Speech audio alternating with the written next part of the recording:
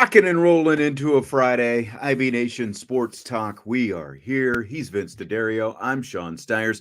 We had hoped to have one Jesse Stiers here today, but his day job sprung some things on him. So he's not going to be able to join us, at least at the start. I told him, if you can, maybe jump in a little bit late. There's something, kind of toward the tail end and rapid fire we all wanted to get to today. So I mean, I'm throwing shame and or shade in his direction, but it's not like that hasn't happened to me. So I can't really throw that much shade at him because it happens to the best of us. Right. So, the day job is the day job after all. Well, here's, this kind of brings up a good subject because we were talking about, did you see the thing about Doug Gottlieb getting the job up there at Wisconsin Green Bay? Yes, so I he's going did. to be a head men's Jesse and I touched on it a little bit yesterday. Okay. He's going to be the head men's basketball coach at Wisconsin Green Bay, but he's also going to keep his 2-hour radio show every day. Feels like there's a pretty good chance something pressing might pop up in the middle of the day if you're the head men's basketball coach of a Division I program, right? You know what his response to that was? He's the head coach and he can delegate. Like, that's all well and good. What if good. your athletic director decides right now, or the board of trustees decides right now, right, and you're in the middle of your radio show? Correct. Because you're the head coach, you get to make that decision. You're not a national championship winning head coach. Right. You are a first-year ever coach at the collegiate level, and you don't. I mean, I don't know what kind of sway he thinks he has. Well, he's Doug Gottlieb, Vince. Now he also thinks he's got a lot of sway, right? He also did mention the fact that allowing him to do the radio show allows Wisconsin Green Bay to not have to pay him as much as he would have wanted or felt he deserved, or whatever spin you want to put on it, because it is a second source of income, right? But like, he basically has 2 full-time jobs. Yeah.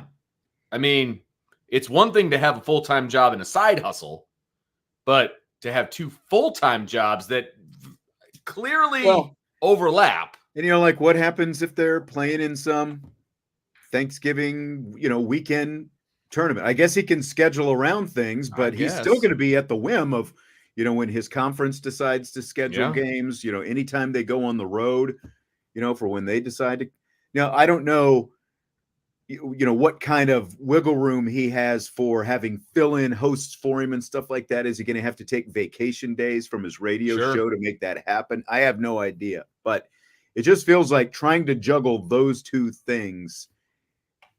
There's a difference between a once or twice a week podcast and a daily radio show where you are on a fixed time. Yeah. And it's not just the time that you're in the show, but there's prep for the show, and he's going to have producers who can help out with some of that stuff. But it's still, I'm going to be really interested to follow this and see what stories kind of pop up around it. It feels difficult to me. I'll just say that. It feels like it's going to be difficult to fully fulfill both jobs. I mean, I guess if you're going to be the head coach, the best place to do a show would be like first thing in the morning. Yeah. And then you could syndicate it out, I suppose, to other places. I think you could get away with that. You know what I mean? Because probably not a lot goes on at 7 a.m. 6 to 8 a.m. is like perfect time. That's, you're still, even if you're a coach, you're still starting your day at that point. Right. You get it over with, and then you're right into your coaching duties. But when you have to stop down in the middle of the afternoon, because I think it's like 2 to 4 or 3 to 5 or something like that every day. There's no way, because that's prime practice time. Because normally, for the most part, Division I athletes, they go to school in the morning, they practice in the afternoons. 2 to 4 is your prime practice time, man. Like, I don't know. It doesn't seem like he's going to be able to pull off both, but he's pretty pompous and got a big head, so I'm sure he does.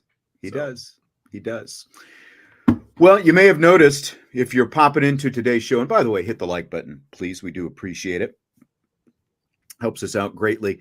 You may have noticed just in the title, we're doing this show a little bit differently today. Typically, Friday is a rapid fire only show, and we do the IB Nation during the week. We do a main topic. We do rapid fire. I don't know if people really care how much different it is, but we're doing kind of a main show here today because Brian has had us sort of experimenting with some different things with the podcast, see what works, see what doesn't. So we're kind of on the main format today, not just a rapid fire show, for whatever difference that makes to anyone listening or watching right now.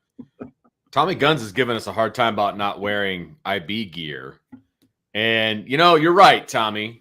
The problem was I got home from work about 15 minutes ago. They're the day job again, right? And I'm going to show you. I don't know if I'm going to get in trouble for I'm this. sitting here looking at my screen, and it's got 2 IB logos on the screen. Look at this. See right there? See that? That's my Irish breakdown sign. In shambles. Actually, there are 3 logos on the screen, because there are 2 that are literally on the placard and then there's one right back here. There you go. Oh no! Oh, see. What happens. See, and my sign in the middle of the night fell off the wall behind me. And so now I got to go get it fixed. My photos just fell off the wall, right? Except I was 2 floors up, and I was like, what was that noise? Like, it freaked out the whole family. I thought we were, the house is getting broken into, but I've got to go get that taken care of this weekend, and then hopefully it will be back in its rightful spot. It's just this blank green spot now behind my head. So it is. It is very. But yeah, sorry, dude. Like, it's okay. I don't have any. Here we go. An old water bottle. There you go. Just sit there and hold that up. Yeah, like you're at a press conference, with your Powerade or your Gatorade or Coca-Cola or whatever. This was a prototype water bottle for Irish Breakdown back when we first started selling stuff. Didn't make the final cut. Really? Yeah, I like did that. Not make the final cut. That's a cool little look. I like that. It's all yours if you want it. All right. We need like an insulated coffee mug. Yeah, we do. Yeah, this one never for that. I don't know. This one didn't clear the boss. So for whatever reason, but I got the prototype here. Okay. So Vince, right. Anyway, we talked a little bit on yesterday's show about Marcus Freeman, whether or not he might get a contract extension if Notre Dame were to make the college football playoff this season. And now, since Notre Dame is a private school, they don't make their coaches' contracts, their salaries public, but they do have to release their federal tax information. Yes, they every do. Year for, like previous years. So they just released their federal tax information earlier this week, and it revealed that Marcus Freeman made more than $6.6 million in that first season, 2022-2023, the season he went 9-4 and won the Gator Bowl, and then he followed that up with a 10-3 record last year, and of course won the Sun Bowl as well. So just for starters, like, what do you think about what Marcus Freeman makes as Notre Dame's highest paid employee? I have to, when I think about this kind of stuff, I have to forget what I make a year. That's usually the key, especially but the next part you're going to talk about. But when you compare him to other head coaches, right? And when I was thinking about this question, I didn't even see your list that we're going to hit here momentarily of other head coaches. But you're the head coach of arguably the most recognizable football team brand in the world. And so I think you should be paid accordingly, but at the same time, not to the degree of coaches that have actually, won a national championship or had sustained success and all of that.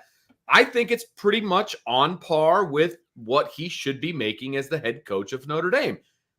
If he goes out and wins national championships, we can talk about the fact that he should make more. Increases and extensions and all that kind of good stuff. I think he's right on par. I mean, it's not in the crazy realm of some of these coaches, that are making buku bucks, but he's certainly, isn't clipping coupons either. You know what I mean? I think he's doing okay for himself. No, I think he did that a while back.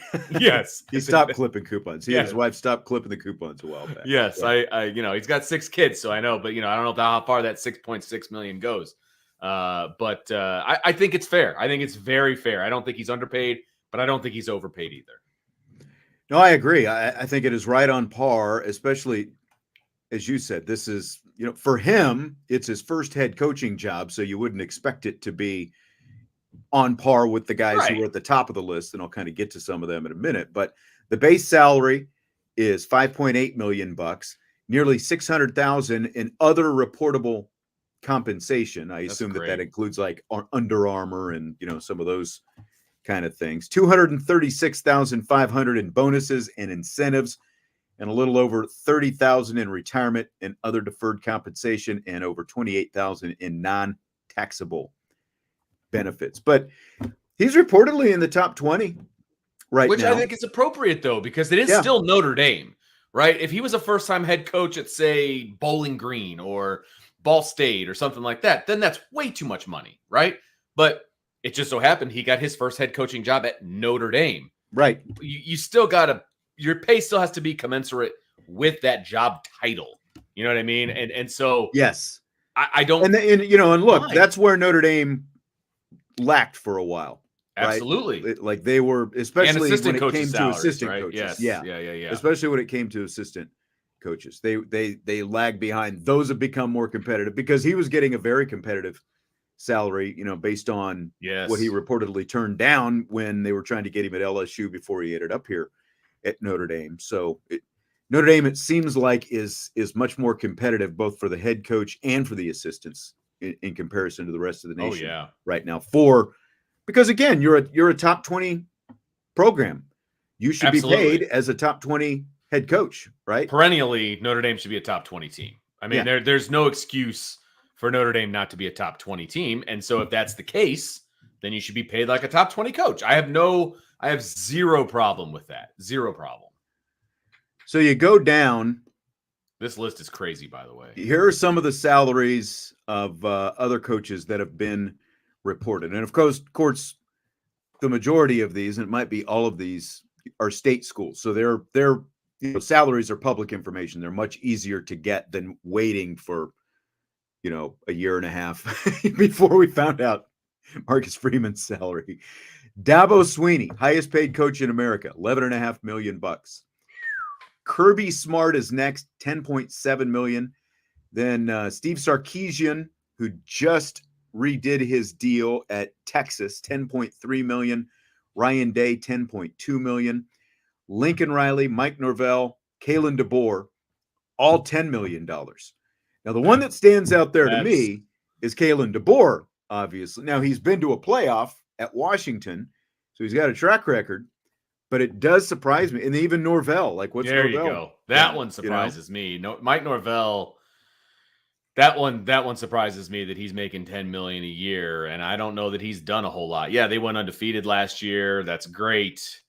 That one surprises the heck out of me. Yeah. But Lincoln Riley is also being paid for what he did at Oklahoma, basically, because obviously nothing he has done at how does USC feel about Lincoln Riley right now? But I don't know. Like when you look, he did, but he also brought him with him. Like he brought his Louis with him. You know what I mean? So it's like, it's not like he recruited him at USC and he's a USC guy. I don't know. No, but he did recruit him at Oklahoma. He wouldn't have been there if he hadn't originally recruited him, right? I just wonder how USC feels about $10 million for Lincoln Riley right now. But we'll see. Yeah, I mean they have notoriously shelled out a lot of money for guys who have underachieved, right? This is true.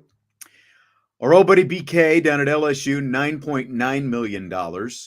Lane Kiffin, Josh Heupel, Mark Stoops. This is an interesting group here to me. Yes, it is. Kiffin, Heupel, Mark Stoops, Eli Drinkwitz at Missouri, each making $9 million a season. No playoff appearances among that group. And then, you look at Mark Stoops and it's like, okay. Is he still at Arizona? No, he's not at Arizona. No, where's Mark? He's at Kentucky. That's right. So it's an SEC school. Okay. Okay. Yeah, that foursome, right? The only one that I think maybe I don't even know if deserve is the right word, could earn that much is Lane Kiffin, because I think he brings a little bit more to the table than just even being as a head coach. Like I feel like he's almost got a brand of his own, and I think he makes money with that. He's brought Ole Miss a very high profile. Yes, there you go. Between his social media and everything else. And by the way, they've also won. They've actually backed it up. Yes. Because the knock on him has always been much more, style over substance, basically. And he has actually had substance. He's had the winningest 3-year span in Ole Miss history since he's been there. Yeah. And, like Drinkwitz, I think he just got a new deal as well. I'm sure Missouri had to overpay him to keep him after the season he just had, being, a top 10 finish for Missouri and all that. But they could just as easily regret that greatly within 2 years if he doesn't keep that going. So he's been a pretty good recruiter down there. I think he deserves that paycheck even more so than the guys on the $10 million line. Lane Kiffin does. I think he deserves it more than even those guys deserve it. And you're talking 9 million, 10 million. What's a million between friends? But I feel like he deserves it more than that whole group. You know what I mean? Mm-hmm. I'm very surprised that Drinkwitz is on that list. I'm surprised that Heupel and Stoops, for that matter, are on that list at that level. Right. So, and then it gets even crazier with James Franklin coming. Yeah, your old buddy James Franklin, $8.5 million. Jeez. Mike Gundy at Oklahoma State, $7.7 million. Fickle at Wisconsin, 7.6. Billy Napier at Florida, 7.3. Brent Venables at Oklahoma, 7.2. So it's an interesting list, and then that's around the top 15, I think, right there is what that is. And then Marcus Freeman just a couple notches down behind that with a total compensation of $6.8 million per season, at least in that first season. So you look at that list. Do you think Freeman makes too much, too little, about enough? Is it on par with those? Like, is there anyone on that list you think he should be ahead of? I think you could make a very strong argument. Like, if let's pretend this is a debate class and you had to either choose to say that Marcus Freeman is not paid enough, or you had to choose whether Marcus Freeman is paid too much, right? Or did I say the same thing twice? Whatever. Either way of the argument, right? Either whether he's paid not enough or more. Whatever. I think you could make an argument both ways. I could very easily make an argument that he deserves to make more money than some of the guys on this list, because there's a lot of first-time head coaches on here that I think Marcus Freeman is better than. But then I could also make the case that, okay, he's a first-time head coach. He hasn't really done anything. Let's see where things go. And that's the key. He's still really well compensated, obviously. 6.8. Absolutely. Nothing to sneeze at by any means. Absolutely. He's just a few $100,000 behind, like Venables and Napier, but neither one of those guys has done any more than Marcus Freeman so far. And that's the thing. So, Brent Venables makes what, $600,000 more than Marcus Freeman. I would argue Marcus Freeman should make more than Brent Venables. Yeah. You know what I mean? Like, you could go up the list. Like, Luke Fickell at least took a team to the playoff. Okay, so right, and then he used that to get another job also. He did. James Franklin. But I'm saying that's how you get he has a big check when you make that move. James Franklin won the Big Ten once, I think, maybe. But I think overall, Penn State's been disappointing. And he makes $2 million more than Marcus Freeman. He's got a track record of a lot of hype and no substance. So he did win the Big Ten in 2016. Yeah, so one time. So, I mean, like I said, you could make a case that maybe he should approach that, maybe that Luke Fickell area. But again, that's only $1 million. So only $1 million. Listen to me. But if he goes out and he does what we think he can do this year and next year, then he'll jump right into the middle of this group. Yes. Not to the top, to the middle. DK says Sarkisian only has one 10-win season in 10 years, but he's at Texas and he got to the playoff last year. And, again, he just got a new contract as a result of that. So his actually went up. I don't know exactly what it was prior to that, but apparently, got a new deal. You get him to the just like we're talking about with Marcus Freeman. That that's where this all came yesterday, where we were talking about if Freeman gets him to the playoff. Here's what I said yesterday: if he gets him to the playoff on a scale of 1 to 10, I would say my confidence is 7 that he gets a contract extension. If he wins a playoff game, one. Okay. If he wins a playoff game, one playoff game, I would bump it up to a 9 out of 10 confidence that he gets an extension. If they win 2, I would say for Guaranteed. sure lock 10. That's just my That's fair. thinking. That's fair. Making the playoff isn't enough anymore because that's 12 teams, right? That's not enough. Now, I do think he's in line. If things are still in the correct trajectory, I think he's still in line to get an extension because the general thinking these days is that you need to have a coach with 4 years left on his deal. So when you're out recruiting, Right. I'm going to be there the whole time, 4 or 5, right?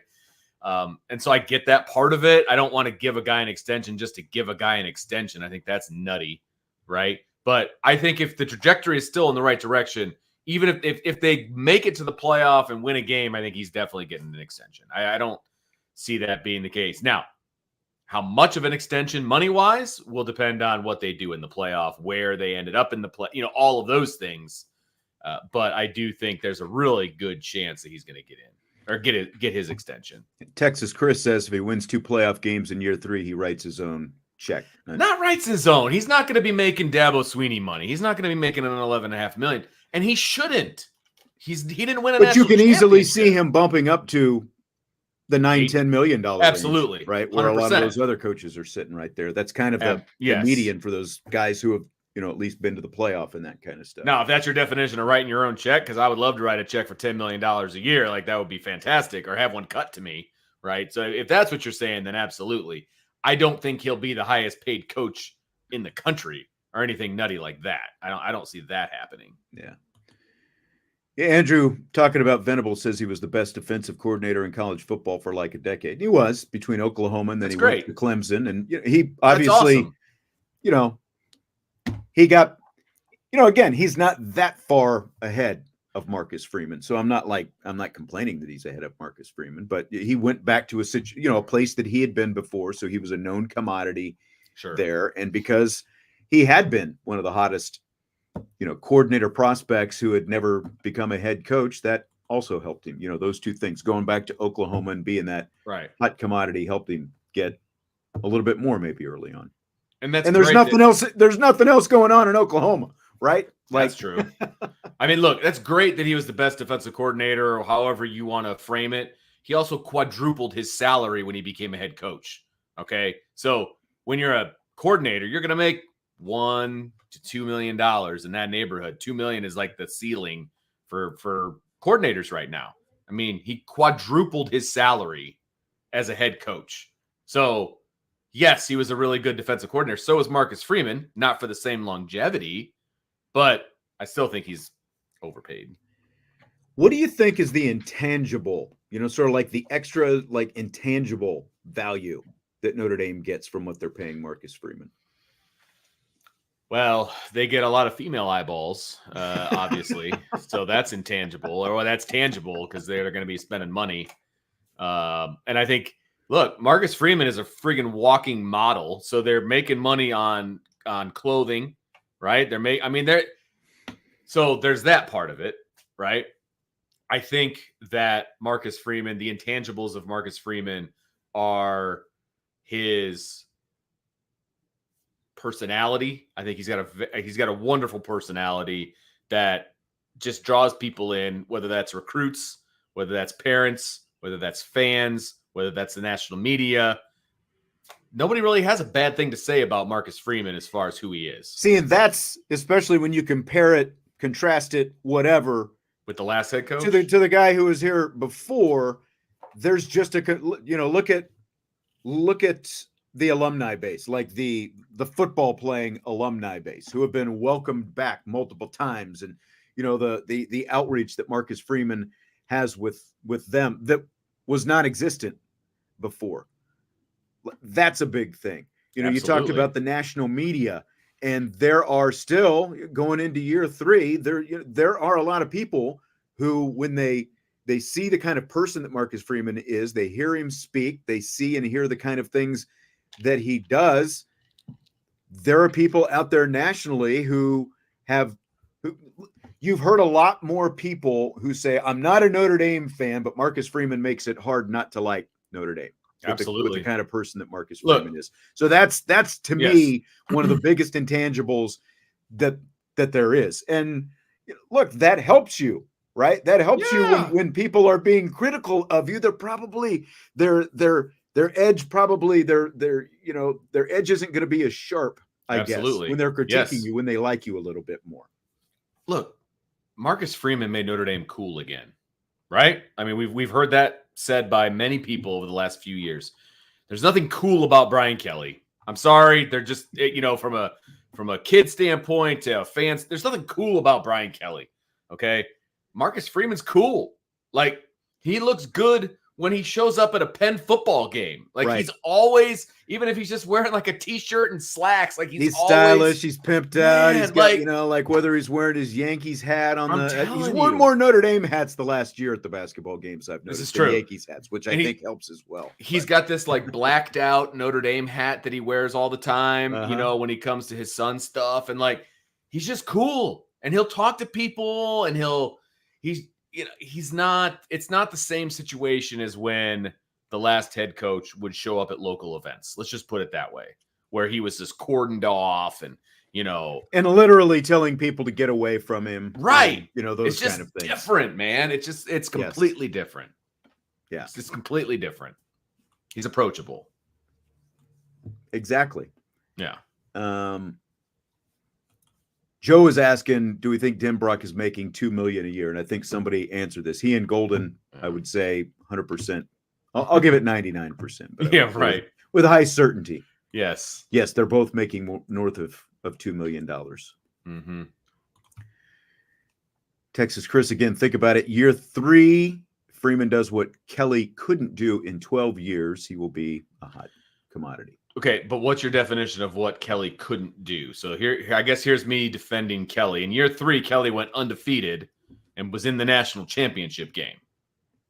Yeah, I mean, that's win a national championship. Like, is that what we're talking about? Like winning a national championship? You know what I'm saying? Like, look, I'm all for bashing the last guy. I'm all for it. Okay, I'm all for it. But we also have to. He's saying winning 2 playoff games. But you also have to understand there were only 4 playoff teams. Yeah, more during like Kelly's era. Going in, you were going to play a tougher opponent in the first round. Yeah. So I mean, if Notre Dame's the 5th seed and they play Tulane and they beat Tulane at home, are we going to give Marcus Freeman a ton of credit for that? Like, oh, he did something Kelly couldn't do, won a playoff game. Like, I think you do have to reserve a little bit of judgment based on the differences. Does that make sense? Like, yeah. You can't just say, "Oh, Marcus Freeman won a playoff game. He's better than Kelly ever was." To me, it's 2. Like, if there's a real statement to be made there with a playoff that's expanded to 12, and that's only going to last for 2 years. Then it's going to get to 14. That second game is where you're going to play an opponent that should be much more at your level, assuming you're the 5 seed playing at 12. Because like if you're in the middle there somewhere, then you're. Like if you're 8-9 game, for example, you're going to play a more evenly matched opponent right away. He has to win 2 in order for me to have that conversation because in my opinion, there's more rounds now. Yeah. Right. In my opinion, the first one you should win. You should win that game. The second one is a New Year's 6 game. That's what game 2 is because those are the bowls you're playing in. Game 2 is a New Year's 6 game. Brian Kelly never won a New Year's 6 game. So we can all say if he wins 2 games, that means he will have won a New Year's 6 game. Now he has done something that Kelly didn't do. Then we can have that conversation. Right. Absolutely. And I would say, look at this new football facility that's going in over there. Now, I know that was obviously something that Brian Kelly was fighting for a long time.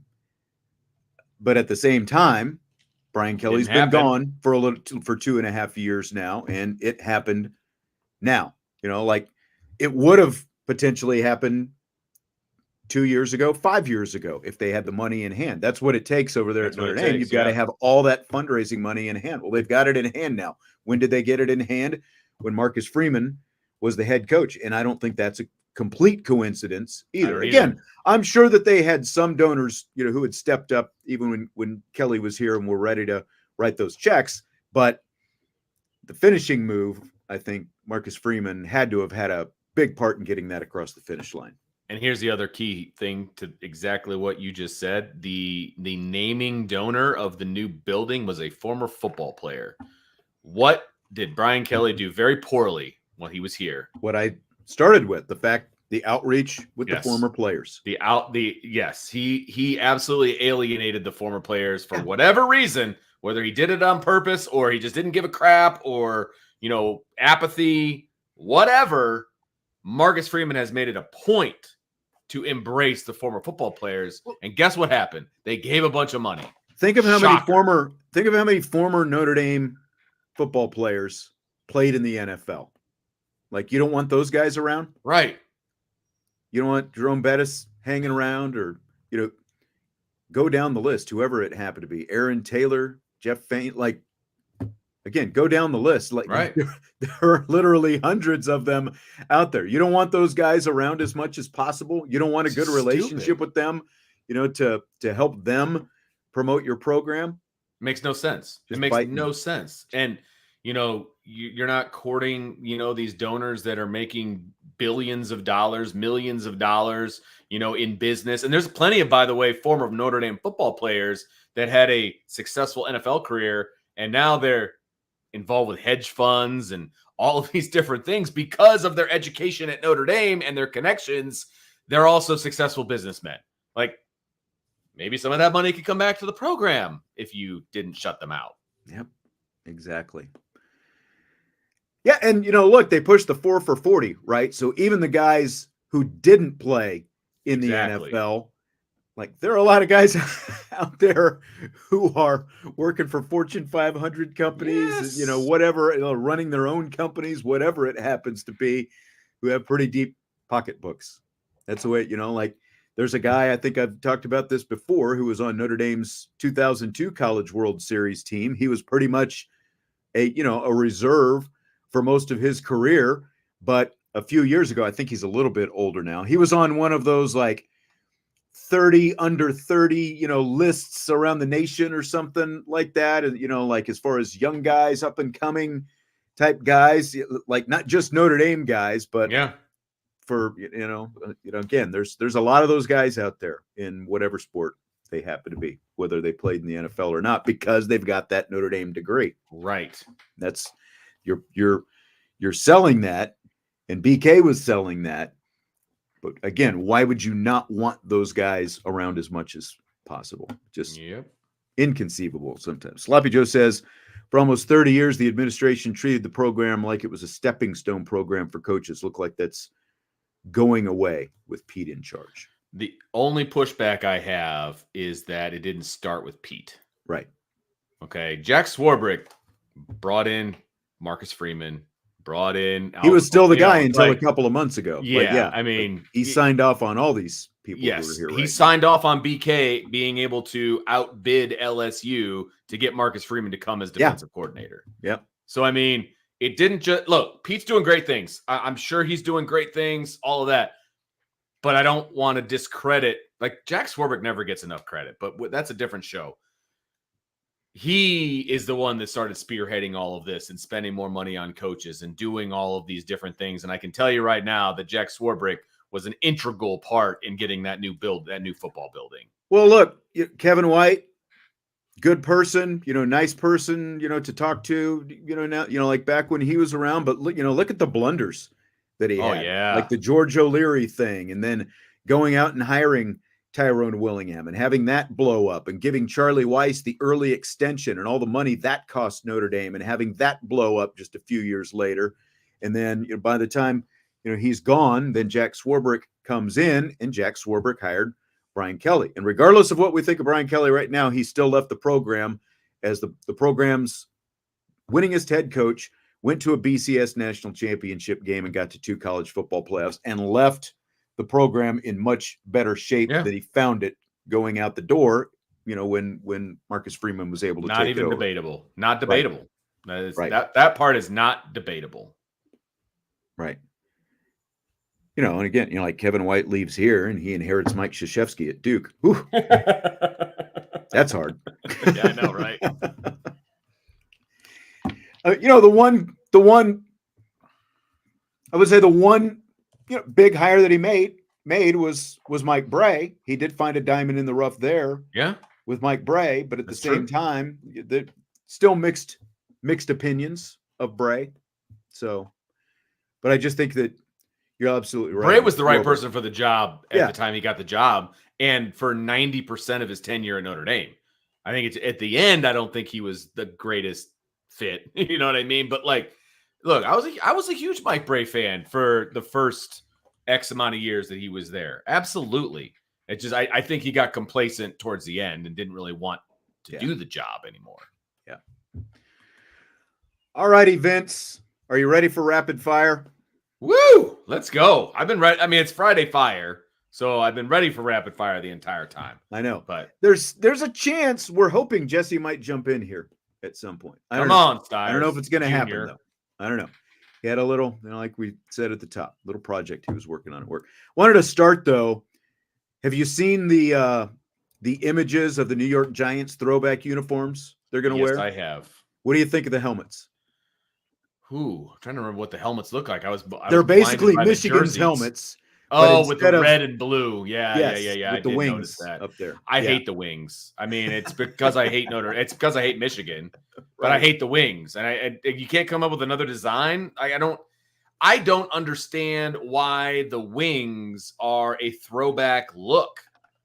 That doesn't make sense to me. They were on their helmets like in 1938 or whatever it was. That's why it's a throwback look, I guess. I thought they were wearing leather helmets back then. No? Well, they were, but they painted the leather helmets. They actually, seriously? There's a photo that I saw yesterday of it. Still stupid. Don't like it. Hate it. Let me see if I can find it. I don't like it. I don't. It's not original. I don't like it. I'll never like it. The winged helmet is a terrible look. Blech. They had. See, these are. It's like a different design that they had, but there is. So they would paint the leather helmets? Yeah. This is all new information for me. I didn't know that was a thing. Again, this is a different one, but I'm just going to throw this up here so you can. This is actually the 38 helmet, but this is a different one. It's not the one that they're going to wear, but just to show you that they painted the leather. Huh. So that's yeah, they did. Painted leather Giants helmet. Then it should look like that, not the stupid wings. But we were talking about it yesterday, and we attributed the look to Michigan, and someone on the YouTube, made the comment, Princeton had him first, and then the Princeton coach went to Michigan and took it with him and whatever. It's like, okay, great. I knew that Princeton had Michigan made him popular. But Michigan, it made them popular and still, have kept them in the public view for, however many years Michigan has been wearing them. Nobody talks about Princeton football helmets right now, right? I was going to say the look. That is the look of a Michigan helmet. Did Princeton abandon the winged helmet? Oh, there he is. It's Michael. He said Princeton wore the original helmet in 1935. Michigan started in 1938. Again, that's fine. That's great. Is they Princeton still wear on national TV every week? I'm just curious. Does Princeton still wear? Well, I did. They do still wear the winged helmet. Yes. Sorry, I missed the 1938 that. Princeton football season, so I didn't. Yeah, whatever. I know. All right. So, which over do you like better for Riley Leonard next season? 35.5 total touchdowns or 3,900 total yards? I like the touchdowns. I think he'll be responsible for a bunch of touchdowns, throwing and receiving. Also, I'll go with touchdowns on this one. I originally had the touchdown number a little bit higher, and then I looked at it and I was like, I think that's probably a little bit high. But I do think he's going to be right in the ballpark of 3,900 yards, maybe a little bit under, like 3,700.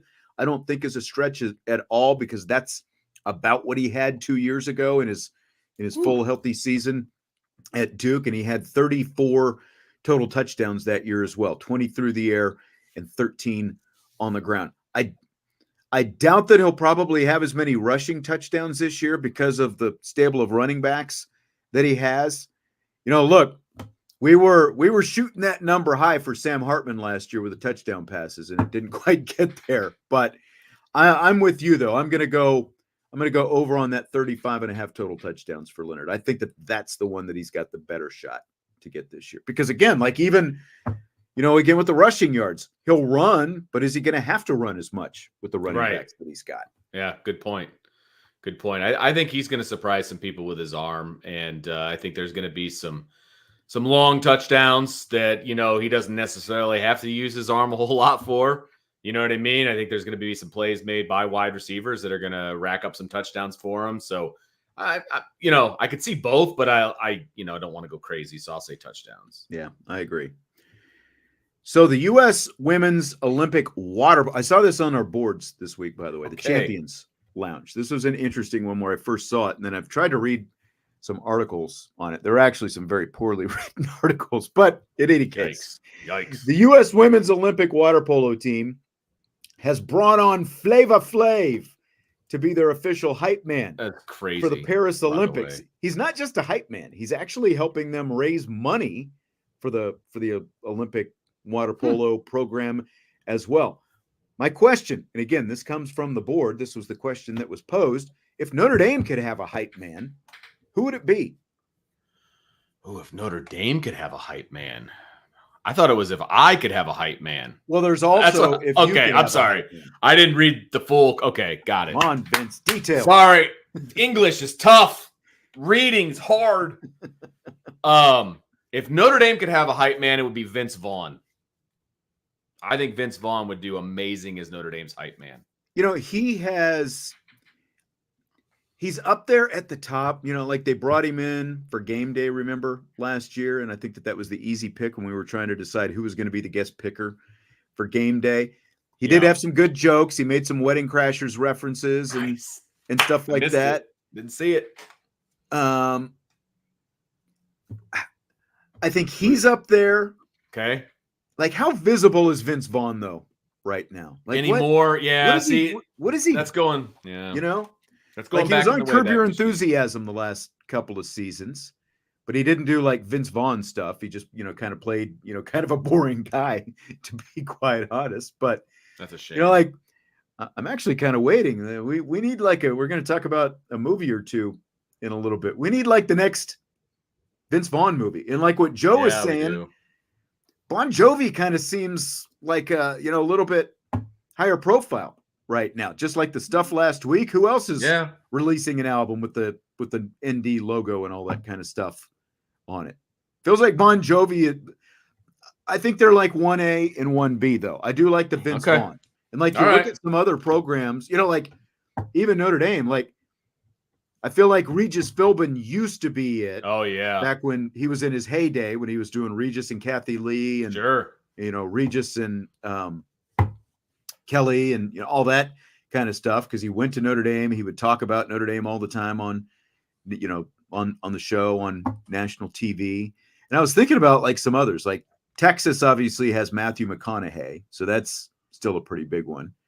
Do you remember back in the 90s when Kentucky basketball had Ashley Judd? Oh yeah. Oh yeah. As a budding teenage Vince, I'm sure you appreciated that quite a bit, didn't you? Huge crush. Huge crush. I'll be the first one to admit it. No problem with that, because that was pre-wife. Huge crush on Ashley Judd. Holy smokies. Yeah. Man. USMA 87 makes a good point. Dick Vitale has kind of been a Notre Dame hype man for a while himself. He has. He kind of falls in the same category as Regis, though, as far as like their age and whatnot. So yes, over the last few decades, absolutely. He's got how many relatives that have gone through Notre Dame, and his daughter married a Notre Dame guy. Tons of Notre Dame connections. He's definitely been the hype man in the past.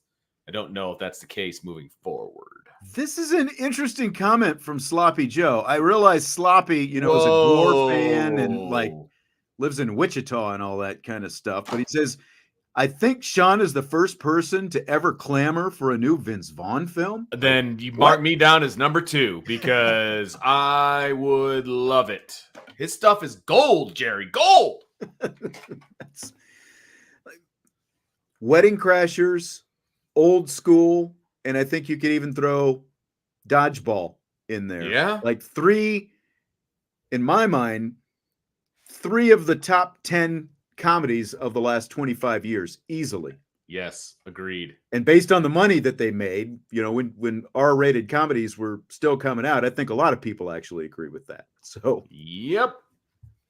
Not to mention, those are iconic, man. Yeah. Those are iconic. And there's some other good. There's some off the beaten path, like The Breakup with Jennifer Aniston. Yeah, was a good one. First half is pretty good. It gets it gets a little rough. I agree. Subject matter, it gets a little tough. Yeah, fair enough. I'm trying to think. Like, what else was there? There's been plenty of good ones. All right, so right. Yeah, absolutely. Go all the way back to Swingers in the 90s. Swingers, yeah. Joe says he wants a Vince Vaughn and a Will Ferrell duo. Well, that would have to be the Notre Dame USC game. You get those two together, that could be fun. That's because, there you go. Yes. So, okay, so we've got the Notre Dame hype man. Did you pick one for yourself? You said that. So, yeah, this is, again, going way off the beaten path, and people may not even know this particular reference, but I'm going to throw it out there anyway. Okay. 2001, there was a movie called A Knight's Tale starring Heath Ledger. Okay. It's like a jousting knight. I don't know if you ever saw it. You ever see it? I did not. Okay, I've heard of it, but I didn't see it. This is going to go over your head then, but he had a hype man in that movie played by Paul Bettany. It was his character's name was Geoffrey Chaucer, which is obviously a real person. Okay. But so he literally had a hype man. Yes, he would introduce Heath Ledger before he would joust, and he would go on this tirade about how he was the savior of this and the the this and the that and the da da da da, and it was awesome.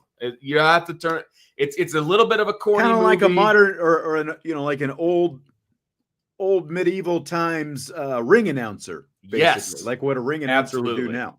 Yes, it's perfect. I'll send you like a YouTube clip, and so you'll understand where I'm coming from. I'm sure we'd get shut down if I show it on here, and maybe people will appreciate that in the chat. Maybe they won't, but that's who I would have as my hype man. I like that. I didn't think about that. That's a good way to go.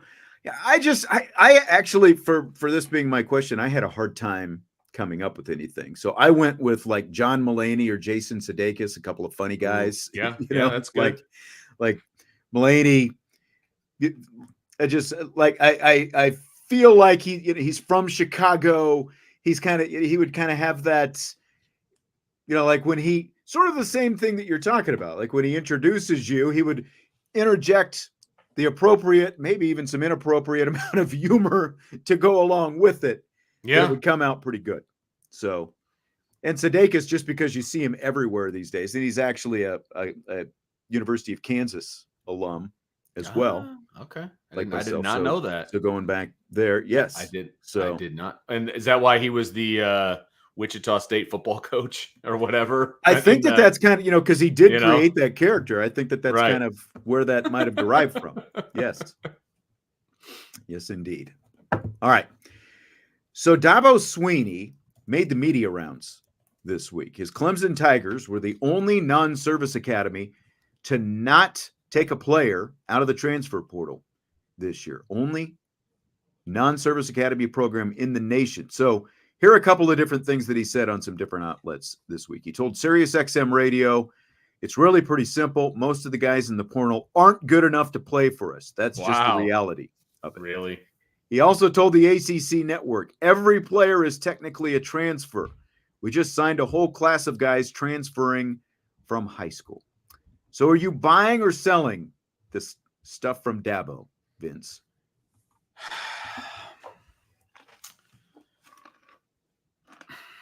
I'm not buying the comment about nobody out there is good enough to play for us. That's bananas. Like there were plenty of good guys in the portal that could have helped Clemson. That's nonsense. Okay. Unfortunately, in the world that we live in college football, to stay sustainable, you've got to use the transfer portal to your advantage, and he's going to get left behind if he doesn't do that. So I'm not buying it. I'm selling it. I think he's ridiculous. Now, the whole, we just signed a whole class of people that transfer from their high school. They didn't transfer from their high school. They graduated That's idiotic. high school, like, and now they're in college. That's not transferring. Stop it. That's ridiculous. That's dumb. Now, I will say, I do, we're making the rounds in the recruiting. We went to a school where they're like, we don't use because, with kickers and what, you always ask about the transfer portal. What is your philosophy in the transfer portal? That's a question that you ask, right? And we went to this one school that is a very successful program, and they're like, we don't use the transfer portal. We like to develop high school kids and bring them in, keep them here, and develop them. Right. I dug that. Like, as a coach, I dig that. Better problem answer. is, and that's what USMA is saying here. Yeah, right. The problem is the reality of that is not. It's just not sustainable in high D1 football. Notre Dame is, and you can look at across the board in different, whatever sport it happens to be. The three main ones specifically: football, men's and women's basketball. The majority of their rosters are high school recruits, and they always will be. But they are strategically filling specific needs using the transfer portal.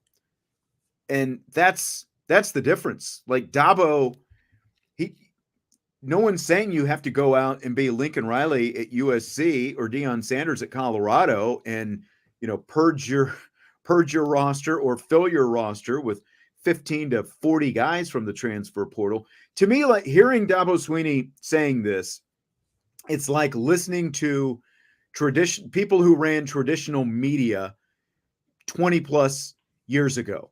Like why are newspapers dying? Why are TV stations, local TV stations, having a hard time? Why is local radio having a hard time? Because those traditional medias were so late to embrace the internet and the technology, those kind of platforms that came with the internet. They were so late to embrace it. They pushed it back. They didn't know what to do with it. And it's the same with Dabo right here. He's got his head in the sand, doesn't he? Yes. That's what it feels like. Yes. Brad Pitt, Moneyball, adapt or die. Mm-hmm. That's the bottom line. Adapt or die. And I just think that you can keep this philosophy for Dabo if you want, but I just, look at where he is. He's fallen back the last few years, just as this transfer portal has become such a big part of college football. Now, had a nice finish to the season last year after a rough start, but I just think in the long run, it's going to be very hard for him to stay competitive at an elite level if this is going to be his approach. But he'll always taking anyone. He'll always be able to be the top half of the ACC if that's if that's the bar you're trying to clear, then great. That's where you're going to be. But I don't think he's going to be able to compete on a regular basis for a national championship unless he adapts to what the transfer portal is. Yeah, because guys are going to be leaving his program. How are you going to? Bo Collins just left his program, right? You're still going to lose guys whether you're taking them in or not. So if you lose guys, you got to fill. You can't just take 35 guys from high school every time, because then you're just going to have a roster full of freshmen and sophomores, and then as soon as they get good, they're going to leave. So that's not going to work either. So he's going to have to adapt at some point if they want to stay relevant. No, I mean, and this is a good point from Andrew. Dabo can keep the philosophy if he keeps recruiting quarterbacks like Watson and Lawrence, but Uiagalelei and Klubnik haven't lived up to that. And that's a great point, because really good that's why they were able to, they obviously had other, like that defensive line that they had was one of the all-time defensive lines ever, but it was amazing. Yeah. But who was there? Venables was still there, and he's gone. He's gone. Yeah, that's exactly right. But that's what, that's why, even though the entirety of the recruiting classes weren't always at the high end of the national rankings, but they hit with those two guys. They hit with a couple of as you would say, generational quarterbacks, and that's a big difference. They're both playing in the NFL right now, and that's why. Look at, like when you spin it to Notre Dame, the way that Marcus Freeman is using the transfer portal and also continuing to up recruiting specifically at the quarterback position these last few years. That's why I think that there is this so much warranted, sort of promise for what's coming here in the near future. So the Mike Tyson-Jake Paul fight is going to have a $2 million VIP package called the MVP Owners Experience. It comes with, quote, unparalleled seats, access, and amenities during the fight and on fight night, end quote, including 2 ringside apron seats, 4 first-row floor seats, 4 second-row floor seats for the fight, an exclusive stadium arrival experience, security, and escort. What does that mean? You're going to do some smoke as you walk in? Yeah, like, what's right. An exclusive stadium arrival Ladies and gentlemen. All right. That's hilarious. A pillar of the community. Yes. A pre-fight locker room photo with both Jake Paul and Mike Tyson, gloves signed by both fighters for all 10 guests in this package, private green room with top shelf open bar and an all-inclusive food menu, post-fight in-ring photo opportunity for the group, VIP lounge access and front row tickets to all of the fight week events and activities, including the opportunity to be on stage with the fighters during the final Friday weigh-in on July 19th, and 2-night luxury hotel and transportation accommodations for 10 guests. I mean, you get a lot in there, but does that sound like a $2 million ticket to you, Vince? Not even close. Let's assume you're Marcus Freeman and you're making almost $7 million a year. Would that be something worth $2 million? No, because that's a third of my salary for 2 nights.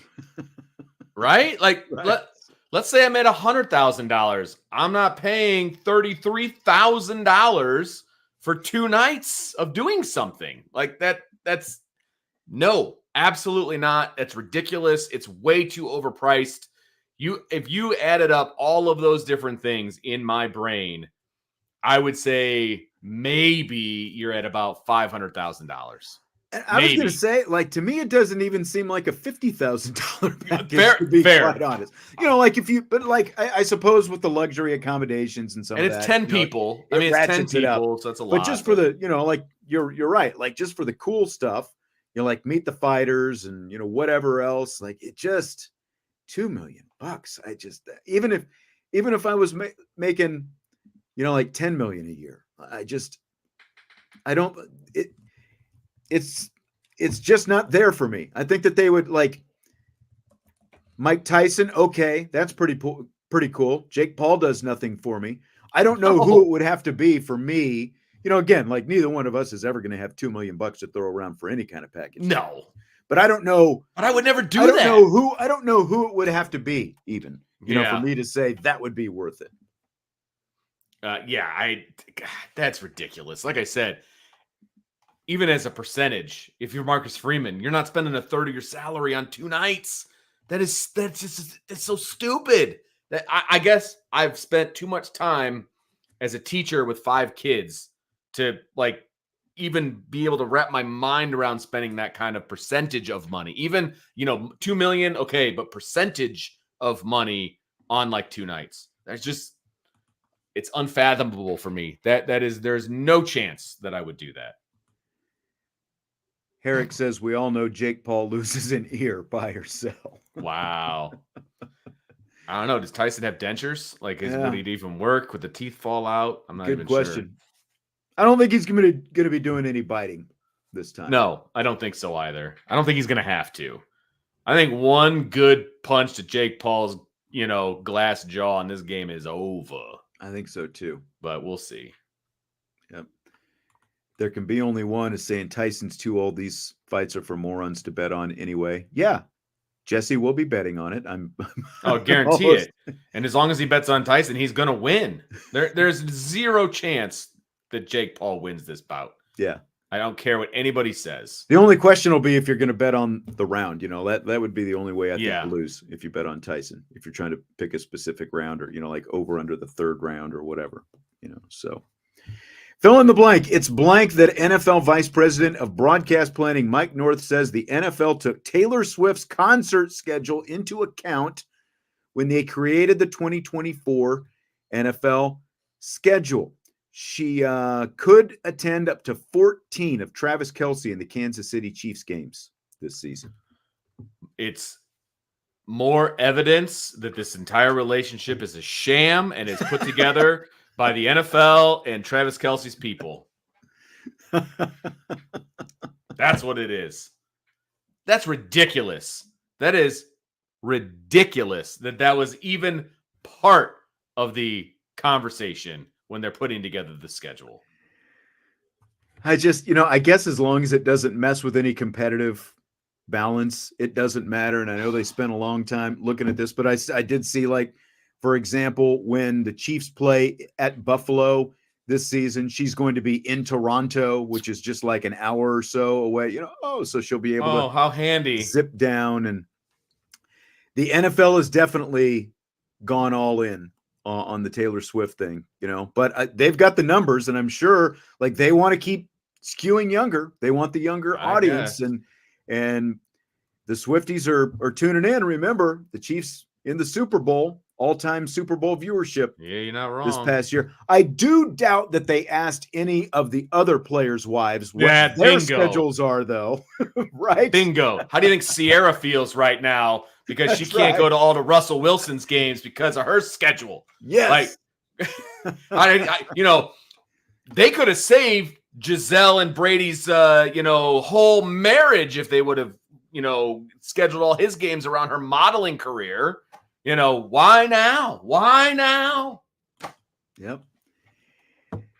Andrew says, smart, whether you like her or not. She's the most famous person in the world, and women watch the Chiefs now. Yep. I mean, it's bull dookie. And actually, like, they put the Chiefs, when you look at their schedule with the primetime games and all that kind of stuff, they got a lot more of the primetime slots than even the team that begins with C, I believe, got this year. So, but I think that this plays into that as well. The fact that they worked this schedule to make sure that she'll be there, sitting in those luxury suites, doing her thing. Oh, yeah. I'm sure that played into it.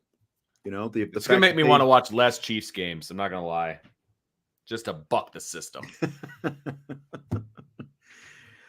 Vince, did you see what Paul Skeens did to the Cubs today? No. I saw what happened when he pitched against them the first time. Well, he struck out 11 Jeez. in 6 no-hit innings today. Struck out the first 7 batters of the game. Wow. Yeah. What was the final score? It was like 9-3 when I was coming in here. Let me see.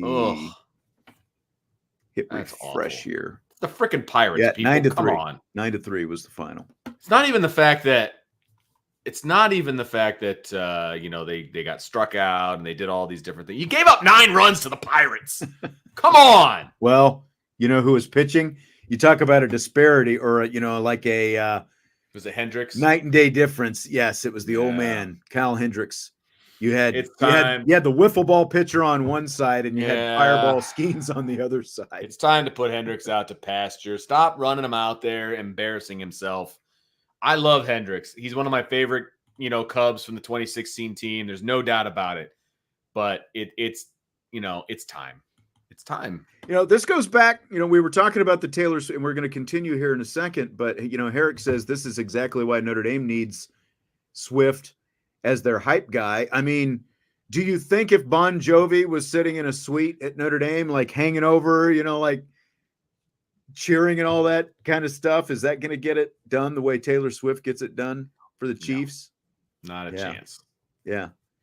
Maybe if Lady Gaga all of a sudden starts dating Riley Leonard or something. I don't know.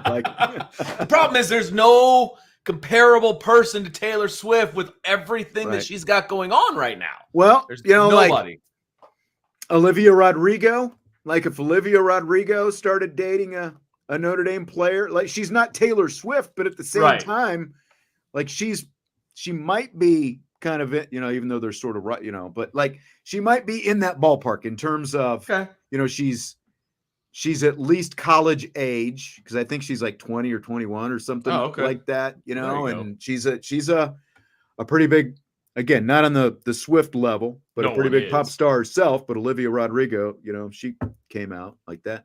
There you go. Yeah. I like it. It's the closest one I can think of right now, because it would have to be somebody like that to truly, like if we're talking about generating that kind of attention. It's just nuts what that thing turned into last year. So speaking of which, the Skeens segue. He made his debut last week, and his first 2 starts have been against the Cubs. I'm aware. By the way. And by the way, you would think that the advantage would go to the hitters the second time and not the pitcher, but tell that he was a little wild in the first game. I think maybe some nerves, major league debut, which is fine. So I bet he was much more dialed in this time around. I would imagine. I obviously didn't watch any of the games, since you saw the look on my face when I heard of those awesome stats that he put up. Yeah. So since he made that debut last week, there's been talk about whether his girlfriend, former LSU gymnast Livy Dunn, could, and social media influencer as well, could be baseball's version of Taylor Swift. Do you buy or sell that Livy Dunn could do for baseball what Swift did for the NFL last year? I buy it to a degree. I mean, look, everything's in degrees, right? No one is going to bring the influence that Taylor Swift brought. That doesn't exist, okay? But you also have to understand that who Livy Dunn is and how many followers she has and all of those different things, and that it's legit. I mean, it's legit. So, I think Jesse talked about it last week, that there was a little bit conspiracy theory out there that they wanted to make sure that Livy Dunn was graduated and out of school the first game she was able to come to. That's when he makes his debut. I don't think that's outside the realm of possibility, right? And so I absolutely think baseball will try to play this up as much as they possibly can. Yeah, I think they'll try to. A couple things equal. Yeah, you're right. Like, to a degree, I think they can at least get a bump at it. The biggest bump, I think, is going to be social media. They will not be able to get the same kind of bump that Taylor Swift brought to football. One, just because of the way TV is different. Baseball is every day, and it's on regional television contracts, and he's a starting pitcher, so he's only out there once a week. So like, how much is Livy Dunn even going to be around, in terms of like at the games and stuff like that? Whereas football is once a week and it's on national TV. And oh, by the way, it's also one of the most famous people in the world. But because of the social media impact, I do think that she could, baseball wants a younger crowd. Everybody wants a younger crowd right now. I do think that she can help that. It doesn't help that Skeens pitches in Pittsburgh either. If it was New York or one of the, LA or Chicago, they would get an even bigger bump. But I think she can at least do something. I don't think it's completely out of the realm, but it won't come anywhere close to what Taylor Swift did. But I do think she can at least bring a little bit more light to baseball by being attached there to Skeens. Look, the bottom line is they're going to have to be better. I mean, Pittsburgh's going to have to be better. They're going to have to be in contention so they can get some of those like Sunday night games and that kind of a deal. I think that's going to be very, very important. The other problem is he's a pitcher. So he only plays every 5 games. So that's going to be a bit of an issue too. So you're kind of comparing apples to oranges, but at the same time, they're still going to attempt to do this. I mean, they're still going to attempt to get a bump out of it. Yeah, I would have to disagree with this, Andrew. He says baseball doesn't need it. Ratings in it. If the NFL needs it, baseball needs it. Yeah, that was my response. I said the NFL didn't need it either. Yeah, but they still got it. Yeah. Okay. Exactly. And attendance and ratings might be up, but it's still relative, right? Because TV ratings have always been very solid for baseball in the local markets on their like day-to-day regional TV broadcasts. It's the national broadcasts that don't get any ratings. And that's why you only get one ESPN game per week now, because the national broadcasts don't do anything, because you've got these streaming packages and, or you can watch the entire package on your TV and whatever else. So they definitely need it. It might be up, but baseball needs it more than anyone, because I think going forward, they're in a place where again, because of where the national ratings are gone, even the postseason, like where are you seeing postseason games? FS1, Right. FS2, right. those kind of places. Yep. It's starting to slide backwards a little Absolutely. bit. So they definitely need it. But again, I just don't think that they're going to get that big kind of bump that the Swifties are giving the NFL. Agreed. Fill in the blank. It's blank that Netflix is officially working with Adam Sandler on their sequel, Happy Gilmore 2, the follow-up, of course, to the 1996 comedy about the hockey player turned golfer. Amazing. That's what it is. It's amazing. Okay. I'm excited about it. I love Happy Gilmore. Great movie. Great cameos in there. I hope they all come back. Obviously, Chubbs can't come back, but the people that didn't die, Grandma can't come back. But I am so excited about this. Shooter McGavin, I want them all back. I'm very excited about it. And I hope Ben Stiller somehow makes his way in as the nurse of somehow Ben Stiller. They've got to bring him back, even in some small kind of role, right? Yes, yeah, bring it back. I'm so excited. In fact, like they need some kind of antagonist. Like Shooter McGavin, I did see where he might be back, but they haven't announced anything other than the fact that they're doing this. Yes. So I'm very excited about it as well. Julie Bowen, like, can they bring Julie Bowen back? The woman who was like the PR, the tour PR person. She became a big star, obviously, on Modern Family when that was on a few years back. Oh, that's right. That was her, wasn't it? Yeah, it was. I don't know why I didn't put two and two together. Happy Gilmore was one of the first things that she ever did. There you go.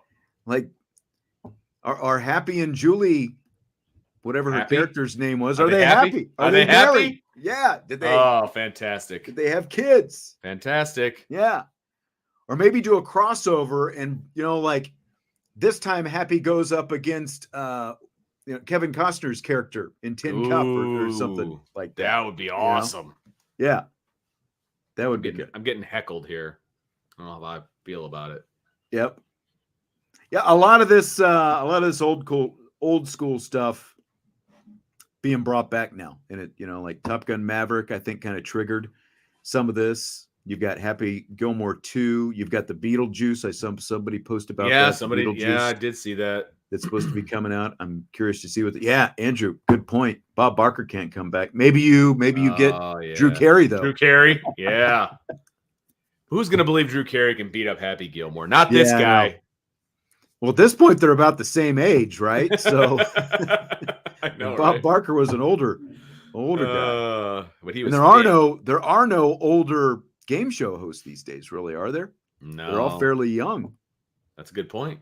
Yeah. That's a good point because tragically we don't have Bob Barker or Alex Trebek, Pat Sajak.